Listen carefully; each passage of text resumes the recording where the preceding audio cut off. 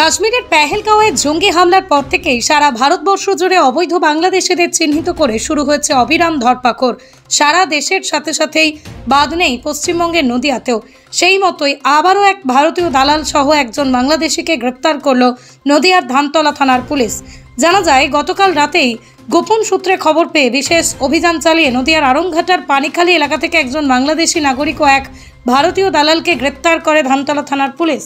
জানা যায়, ধৃত বাংলাদেশীর নাম অনিশা খাতুন, বাড়ি বাংলাদেশের সাতক্ষীরা জেলায়।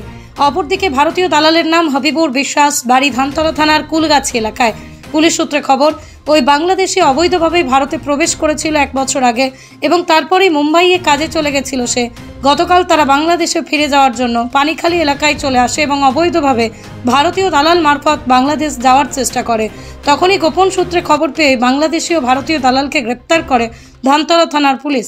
ধৃতদের আজ পুলিশি হেফাজতে চেয়ে আদালতে পাঠায় ধানতলা থানার পুলিশ। ব্যুরো রিপোর্ট, আড়ং নিউজ, নদিয়া।